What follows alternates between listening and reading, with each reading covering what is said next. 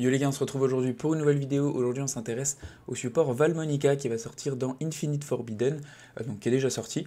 On a deux nouvelles cartes qui sont arrivées, une carte piège, une nouvelle carte Link. Dans cette vidéo on va voir qu'est-ce qu'elles font et voir si elles vont être jouées dans le deck. Tout simplement, on est parti pour l'analyse. Petite info avant de commencer, je vous invite à regarder la vidéo sur Valmonica si vous ne connaissez pas l'archétype parce que je ne vais pas reparler des cartes de base et ça reste compliqué de comprendre si seulement vous avez les deux dernières cartes. Donc voilà, c'est ce que je vous invite à faire avant de regarder ça. La première carte du set, ça va être Valmonica Création, qui est une piège continue. En soi, si on veut la jouer, on peut la jouer x1 dans le deck. Au niveau de son effet, si on a 6 compteurs résonance ou plus sur le terrain, nos monstres Valmonica Link vont gagner 1200 d'attaque. Derrière, on peut utiliser ces effets suivants de Valmonica Création qu'une seule fois par tour.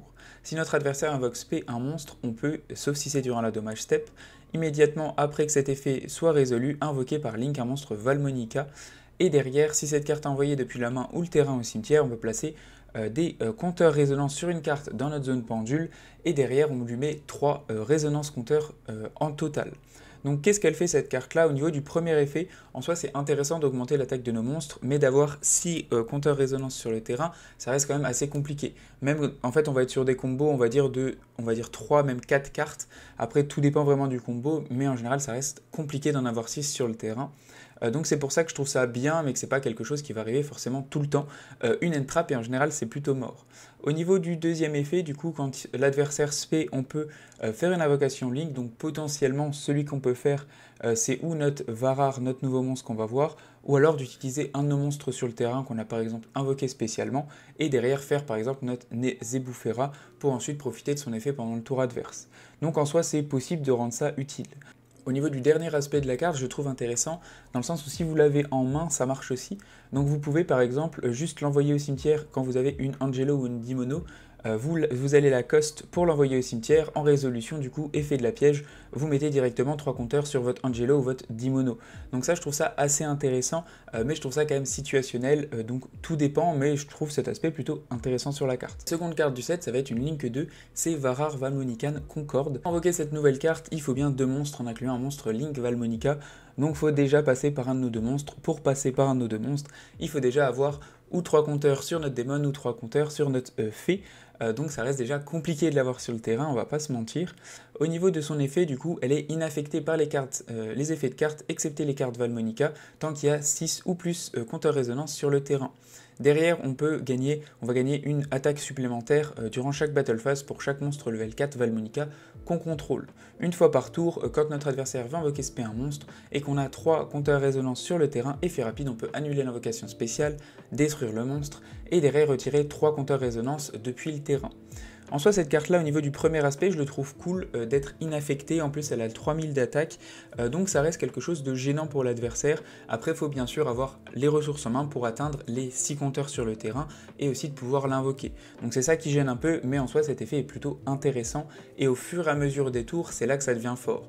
Au niveau du premier tour, où vous la faites passer, ou alors ça passe et vous l'avez au prochain tour, et en général, vous remettez encore des compteurs, et ça devient compliqué de la passer. Au niveau de le fait de gagner une attaque supplémentaire, c'est intéressant aussi parce que, pareil, si vous arrivez à la garder sur votre terrain tout le tour, derrière le tour d'après, vous allez réinvoquer par pendule, etc. vos monstres niveau 4, donc c'est quand même un monstre qui a 3000 d'attaque. S'il tape 3 fois, c'est quand même super intéressant. Au niveau du dernier effet, c'est qu'on a bien une negate en retirant 3 compteurs résonance de n'importe où sur le terrain. Ça reste aussi intéressant, mais par contre c'est que sur une invocation spéciale. Je pense qu'une negate un peu basique aurait été plus intéressante, mais ça reste une interrupt pour le deck. A noter qu'au niveau de ma decklist, moi je joue avec des synchros, donc je vais jouer avec un asso synchrone, enfin 3 asso synchrones, 3 révolutions synchrones, plus réglage, tout simplement parce que si vous touchez votre Célétrice, ce qui est la première carte que vous allez chercher, plus une de ces deux cartes-là, en fait vous arrivez ou sur un Crystal Wing ou sur un Visas Armentara, plus la carte piège, donc ça crée une negate. Dans le cas où vous prenez quelque chose sur Célétrice, ça fait que vous avez quand même une negate à la fin, donc c'est pour ça que je préfère jouer comme ça. Mais il y a d'autres decklists avec Exosister ou du Performage qui sont aussi très intéressantes. On se retrouve maintenant pour le combo avec les nouvelles cartes de Valmonica. Pour ce faire, on va avoir besoin de notre carte piège en main, une Celta ou alors le terrain ça ne change rien, et une Célétrice. Donc on va commencer par Célétrice et on va aller chercher notre terrain. Notre terrain Valmonica, derrière on va pouvoir l'activer directement, et on va aller chercher Angelo ou Demon. peu importe, ça ne change rien. Derrière ça, on va activer son effet en défaussant une carte, on va pouvoir la mettre en zone pendule. C'est là que je trouve intéressante la piège Valmonica Création, qui va permettre en se défaussant de mettre directement 3 compteurs sur une de nos cartes. Donc ça, je trouve ça bien, et en soi, vous allez vite chercher votre Daemon et votre Angelo dans le deck, donc pourquoi pas augmenter les ratios si vous voulez vraiment partir sur ce combo-là. Mais après, je trouve pas ça forcément ultra intéressant si vous avez que ces 2 cartes-là, c'est ça qui est un petit peu dommage. Donc du coup je vais défausser ça et je vais mettre mes 2 cartes en zone pendule.